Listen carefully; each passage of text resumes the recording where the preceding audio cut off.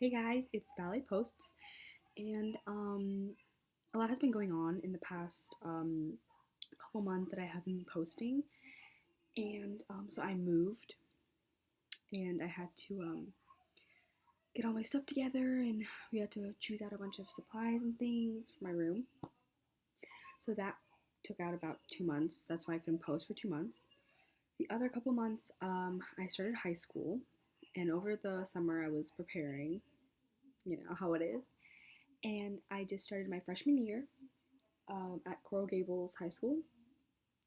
So that's something else, and I'm really sorry that I couldn't have posted, but I'm gonna start and seriously stick with my channel. Uh, so now, since all this time, I've been on point for a lot longer now, and my shoes are getting a bit worn out. They're a bit gunky, but it's alright. And they're like nicely broken in and nice and cozy and everything, so it's perfect.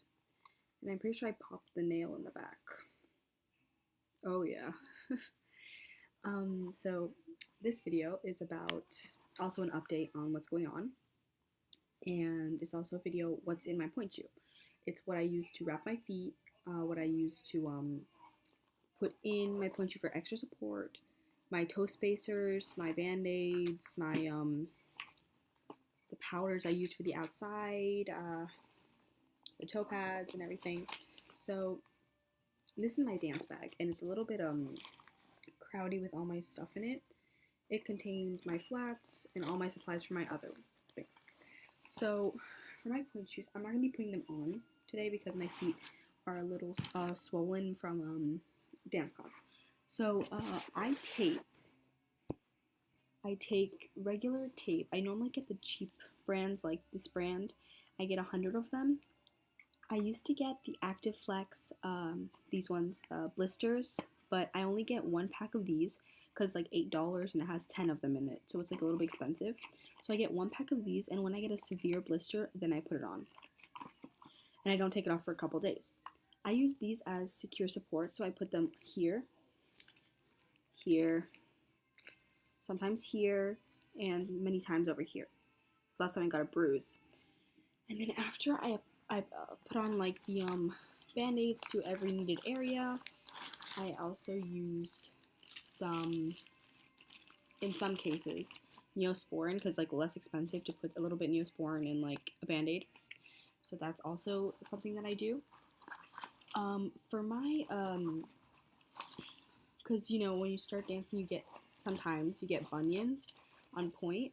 I use toe tape. I'm running out already. I bought this maybe last month. It's all gone, but it's definitely worth it. And if you get the little this was, I guess, supposed to be one. It's like these wedges, and they're called beauty wedges, and you can go to like Walgreens and get like a big bag of them for like $1. And I did that, and when you cut them in half, it comes out to this size, and you use them as toe spacers. I put them here because toe spacers are very necessary if you're starting to get bunions down this area, which I already did start, because the bunion can push your toe inwards like this, and it'll end up like this, and that's not good. So if you put a toe spacer, it keeps your toe in the right place. Sometimes I put tape around my toe spacer too to like keep it in place, but that I've found just to be a waste of supply because normally my toe spacers stay. Since I have my toe pads over my toe spacers, they normally stay in place and intact. So that's normally okay, and I reuse one of them until they rip or until I lose them, or something like that. Under my toe pad, in my box area, I put some lamb's wool, which is looks like this,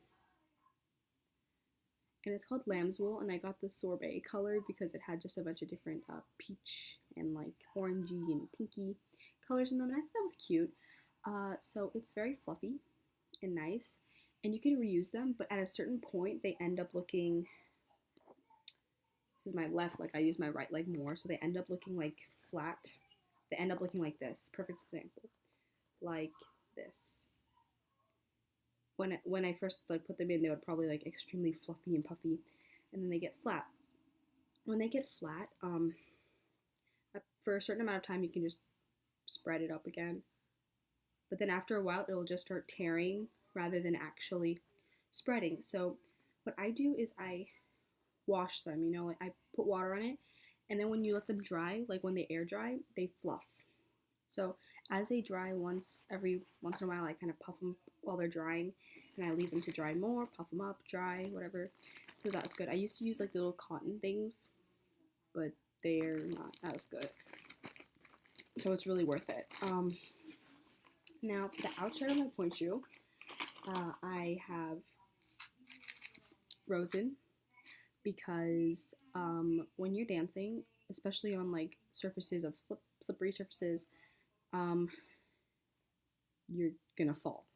So I had a bad experience with that because the studio that I usually am in has a very, very like not friction, doesn't have a lot of friction. It's just perfect for dance. It's like a black kind of tape that they put over the whole thing, but in tiles. So it's like a tapey kind of texture, like kind of like duct tape, but very like keeps you stable all the time. They just currently made a new studio, and in that studio, they it's basically wood planks, and the wood planks are more or less glossy, new. I'm pretty sure they waxed it. It's so slippery. I was doing a turn and I slipped, and that was my first time in that studio, and I slipped down. I didn't hurt myself. I almost sprained my ankle, but then I pushed back when I fell, so I did not hurt myself. So rosin, I got a bottle of it. I ordered it online. I got a bottle of it maybe this big for $10, but they last so long. So they're in like these little bits, and don't crush them. Don't pre-crush them. It's good. I have this container because it's perfect for it. So how you use rosin is you put like a pellet of it or 2 pellets or something like that. So, oh, I'm sorry. Like these are like, I call these like little pellets. I put like 2 of them. You take the tip and you crunch it down. And it's also good to put a little bit over here. So I crunch it here, crunch it there, and it's so good. It works perfectly. It's like a mini little review on that. So it really works. And so my pointe shoe is filled with a bunch of stuff, but it's definitely worth it because it helps you enjoy dancing more rather than be worried. Like when I didn't have my rosin powder, my full focus wasn't on the class, it was on my shoe. I was constantly thinking, what if I fall? Oh, no, I'm not going to do that. If I do that, I'm going to fall. If I do that, it's not going to end up nice. I'm probably going to sprain something. So then I end up being too cautious and I don't do anything right. So under that like scenario, I normally don't put my best effort because I'm too scared. So the rosin helped me do that. And the bunion things, I was always a little cautious on getting those. I didn't want my foot to get damaged because at a certain point you might need surgery if it starts to become a issue. And luckily I didn't get to that point before I figured out that I had to do something about it. So okay guys, thank you for supporting me. I'll try to do a video every week and keep you posted. To be honest, I'm quite surprised when I looked at my page again. My subscribers went up while I wasn't here, and I didn't know. So I want to thank all of you for subscribing to me and putting like your trust into me and believing in me to give you advice on something so delicate, which are your shoes. And your shoes end up being your best friend and more or less a part of you because